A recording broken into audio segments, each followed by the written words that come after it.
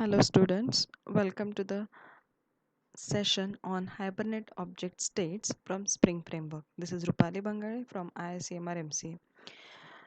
In previous sessions, we covered many concepts from Spring Framework. Now, we'll discuss about the Hibernate. Before going to the exact Hibernate architecture, let me tell you one thing. What do you mean by Hibernate? It's nothing but a simple ORM tool. What is your ORM? ORM stands for Object Relational Mapping. Um, Before this, we were having a Java database connectivity. What was happening there? You were having a class, you were having a table, database table, specifically RDBMS. RDBMS, relational database, where you are having everything stored into the table, and table is nothing but the combination of your rows and columns. Column stands for your field name. So whenever you are storing the data, it will be stored one by one, row by row, column by column.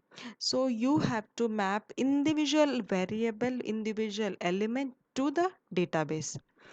Now that will be a hectic one if you are having the object with the number of options, with the number of properties. So your development team, or rather than Spring Framework, introduced one concept, ORM, Object Relational Mapping, where instead of mapping individual variable to the database table field, we are having entire object which is to be mapped with the database. Now just see how this Hibernate object states are being navigated. So now this is what your Hibernate object states diagram.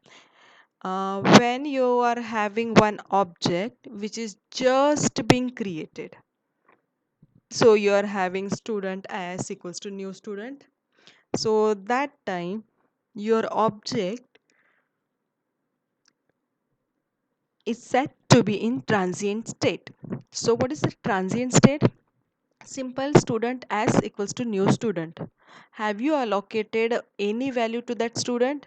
No. Any property? No. Any method? No. So that will be in transient. A newborn state or just created state will be transient without any data. Now, you got S as a object which is in inborn state, transient state. Once that object is being loaded, is being updated with some data, as soon as your S dot roll number is set, S's age is being set, so as soon as the object gets some data, that object will be in active state, and that active state is referred as your persistent state. So active state, where your object is carrying some data, where object is calling some methods, so that will be your persistent stage. Then once your object is used, so your object will be set into the detached state.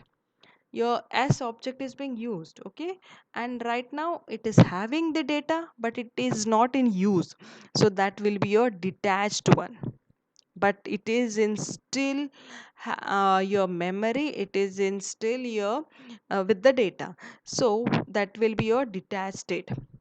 You can re-invoke the same object, so that could be your update one, and once you are invoking the detached object, it will go to the persistent one. You are re-invoking, but if you forgot to re-invoke, or if it is not required to invoke that object, re-invoke that object, so in that case your object is being sent for the garbage collection. I hope you remember that garbage collection system in Java, how it is being handled. When a particular object is not in use for long time, then that object is sent to the garbage collection. Similarly, whenever your Hibernate object is being created, that will be in your inborn stage, and that inborn stage is called as your transient one. Once that transient object rather than newborn object gets some data loaded with some values, that object is being transferred to the persistent object, that is the active state of your Hibernate object. But when that object is being used and it is being cleared, then this object is will be set into the detached state. That where object is in memory still, you can reuse it. So reusing it, you have to update it, reinvoke it, and once you have reinvoked that detached object, it will be going back to the persistent one, active one. Okay, but if you forgot or if it is not required to reinvoke that object, so after some time automatically this object will be sent to the garbage collection. Now you have worked with the data object, you had your transactions with that Hibernate object, and now you want to remove, so you have to delete it, and once it is being deleted, it will be sent to the removed state. So these are nothing but your simple Hibernate object states.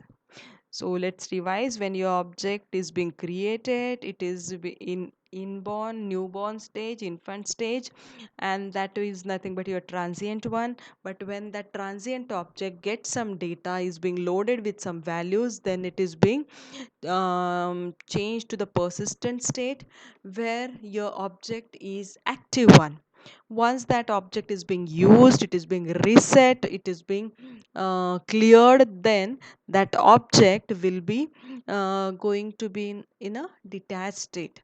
Now detached state can be reinvoked to the persistent one, or if it is not being reinvoked, automatically after some time it is being sent to the garbage collection. So persistent to detached state, you can change uh, the number of times you want. But if you have done with your data or transactions, so the persistent object can be deleted and set into the removed state. Okay, and once your object is being removed, you can send that removed object for the garbage collection. So that is what your Hibernate object states. Just try to have these states in your mind, because the same thing we will be using in your Hibernate architecture. Okay, so that's all for today. Stay tuned for the Hibernate architecture in the next session. Thank you.